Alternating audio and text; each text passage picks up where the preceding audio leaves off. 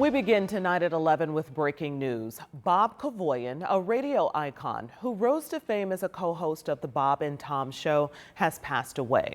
Kevoian was a mainstay on the airwaves for more than 3 decades.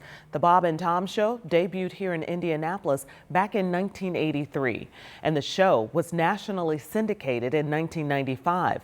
Kevoian stepped down from the show in 2015 as he and Griswold were inducted into the National Radio Hall of Fame.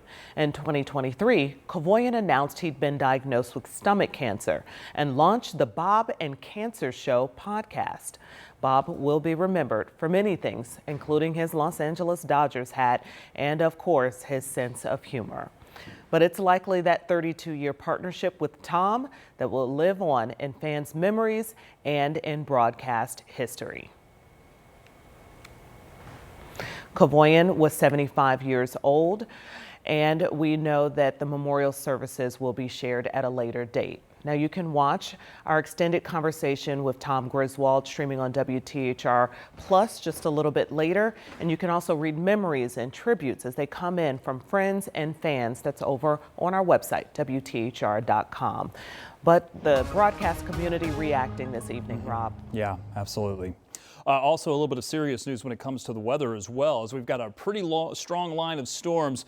The consensus was that this was going to weaken a good bit, and we still think that's going to be the case, but it still is producing a good bit of severe weather, including tornadoes. In fact, there is a confirmed tornado near Champaign, Illinois right now. As that continues pushing to the east, we're now starting to see some warnings begin to pop up just over the state line. Now, that's the first warning that literally just came out. That is a severe thunderstorm warning, but it does have stronger than a base severe thunderstorm warning. In other words, this has considerable damage concern with it, meaning that the gusty winds are going to approach as this line crosses the state line could be significant, maybe over 70 miles per hour. Going to have to watch this. National Weather Service has put out a tornado watch that's going to go until 3 a.m. Essentially includes Boone County and then all points to the north and to the west, all the way down to Terre Haute. The concern is that this may still include a little bit of minor rotation as it does cross the state line through about maybe 2 or 3 in the morning. Still expecting storms as this crosses into Indiana and likely through Indianapolis, but we are hoping it's going to weaken. Keep in mind, temperatures are still into the mid 70s here, so there is quite a lot of energy still in place. You can see the cool down behind the storms there. That's what we're expecting to happen once this does move through. Temperatures may still be into the 60s even by morning. Then we will likely see a bit of the cool down. But yet again, I just wanted to reiterate here, we are tracking this line of severe storms. Does include tornadoes, likely going to cross the state line. We'll have to see if those tornado warnings continue. I'd say if you're in Lafayette or points to the north, maybe into White County, Cass County, Miami County, keep an eye on this. I'll be watching this over the next several hours as it does cross into Indiana. Felicia. All right. Thank you, Rob, for staying on top of it. You can find our extended coverage plus live Doppler 13 radar streaming 24/7. And that means you can check the forecast anytime. All of this is on our free app at WTHR Plus app, where you can watch right now on your TV. And tonight, hundreds gathered at Riverside Park with one goal: walking for peace. And it's part of a larger movement that kicks off next week. Our Logan Gay was there and joins us now. And Logan, what message did organizers hope to share? Well, Felicia, today was all about taking another step towards a safer, stronger Indianapolis and bringing the community together to do it. When do we want peace?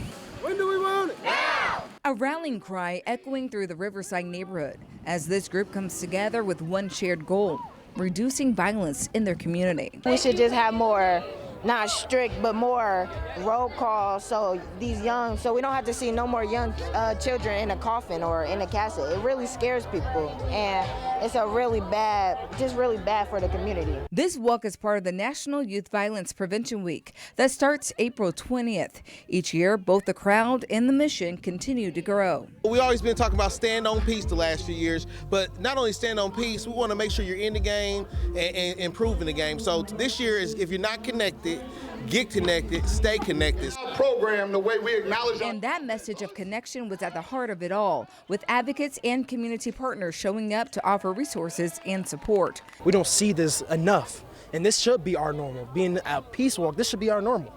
Being a part of the community, this should be our normal, but it's not. So this is why this is so important, because we don't have this enough in our community.